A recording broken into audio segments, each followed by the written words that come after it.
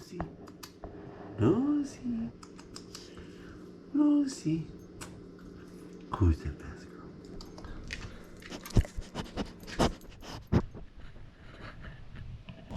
The eggplants are kicking. They are pumping. Actually, today I was out here, did a bunch of work, and was going to start hanging up here. I was going to start putting the vines down, or the lines down. And I was going to tie into the cantaloupe.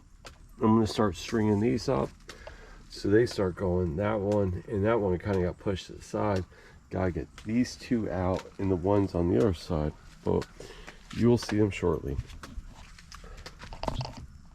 Got a lot of fruit starting. Everything's looking good. We got green pepper and yellow pepper in here, and everything is looking good.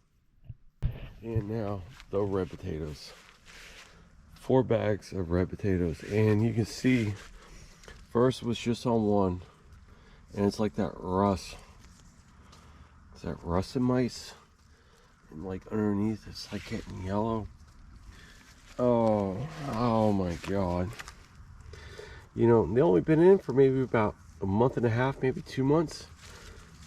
2 months, that's 20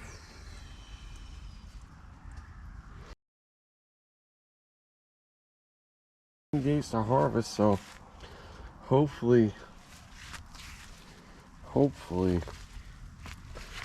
we still get a good harvest. Last year with my white potato, see, one of my biggest flaws is I overgrow things. So like if there's a 90-day harvest, I just like leave it in until freaking fall.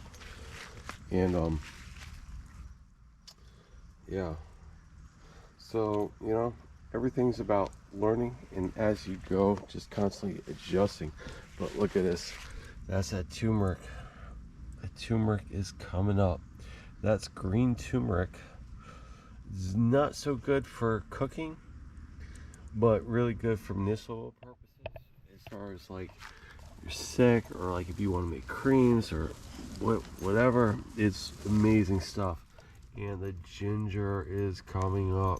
Yes, there's about 5 shoots in here. I'm sorry I'm doing horrible work, but I put these in. These were the ones that were in the cover at the end of last episode, and I'm just keeping this hay on top just to kind of keep the moisture in there. These are the cherry tomato experiments that were in the 1-gallon pots, because I just want to see what it will do.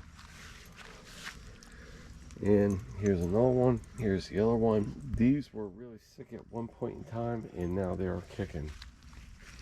The sweet potatoes are kicking. They're all going good. Looking well. Looking really well. Oh, if I don't say, look at that zucchini. What? Love it. And the squash that was on that one is about to go on the grill here in a minute. The okra, everything's looking well. Everything's looking really good. It's coming around. These 2 cantaloupes, the one that's over here and the one that is right here, this is ready for that line so I can tie it up and just to get it off the ground. I think what I'm experimenting with right now is keeping everything elevated with well ventilation. Really helps with pests as well as disease. So the blueberries, that's it for this year, but we got a nice little amount. Maybe we'll get a little bit more, who knows. But the tomatoes, oh my god. So over here was the bok choy. They got harvested. They got sauteed up with carrots and onions, and they were absolutely delicious. The basil looking good as always, and we got a lot of tomatoes starting.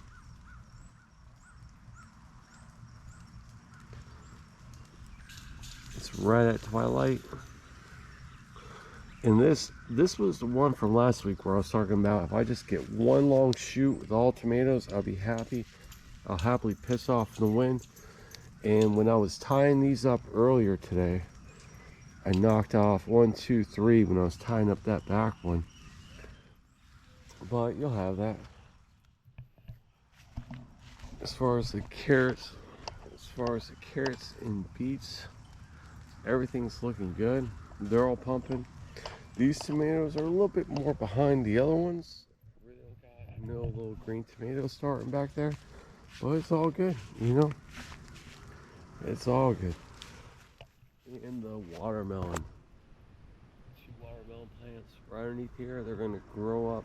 They're gonna grow along the fence, and yeah, got 2 here, and 1 more right here. I just put all that rosella in. I'm really excited to try that tea. I know I'm a long ways away, but all you can do is hope and wait.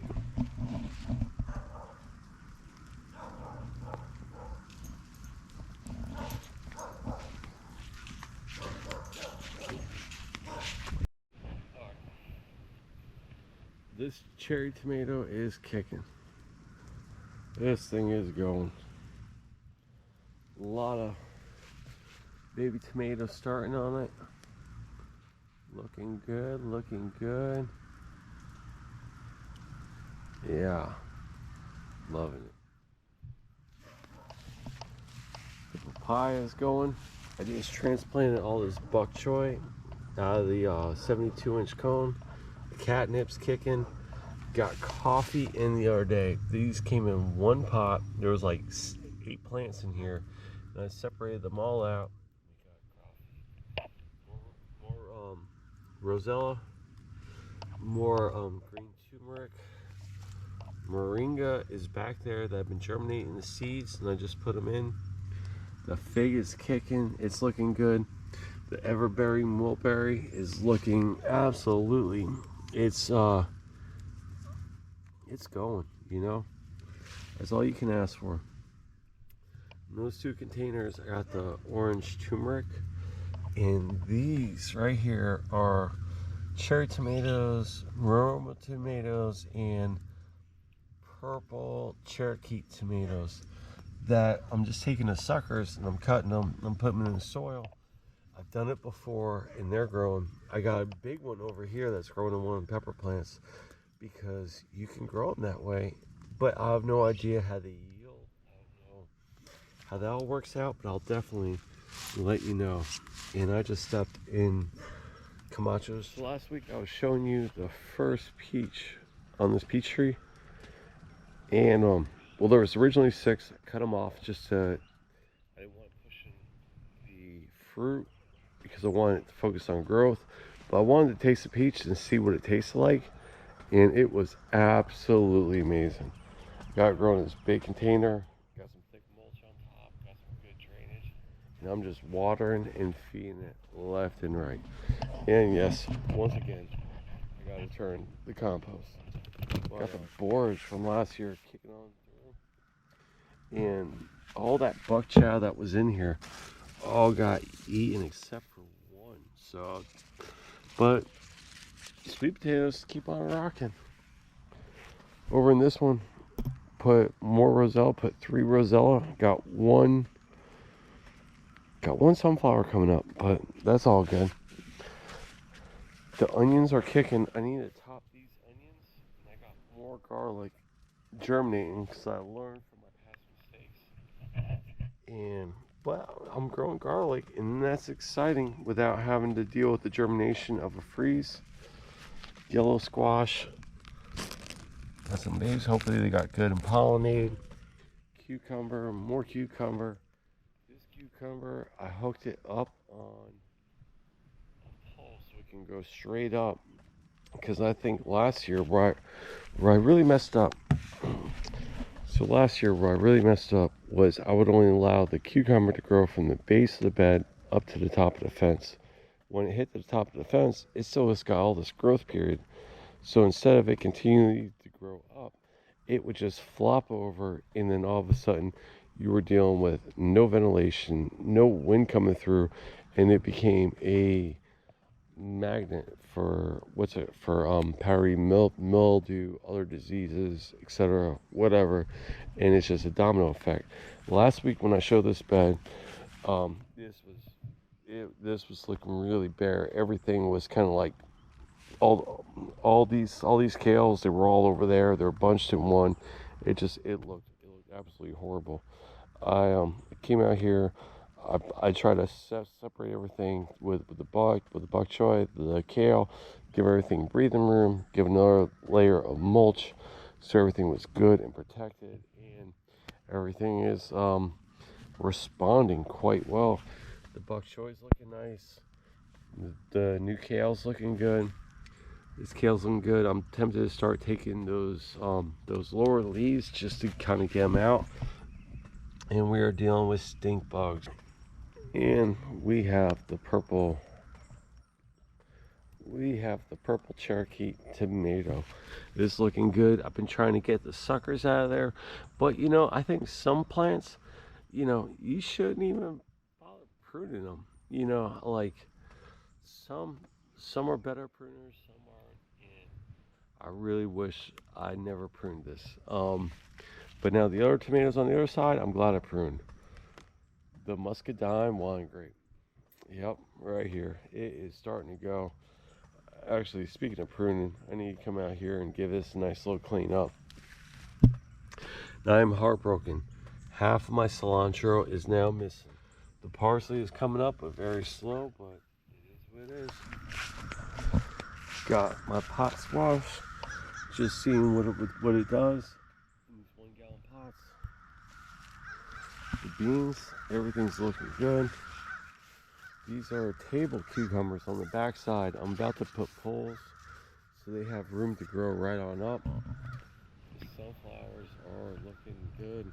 They're all kicking. The artichokes, I've recently cut back all their lower leaves so they would push new growth on top. Because they were just like down. I didn't want any disease or like anything else to like start infecting.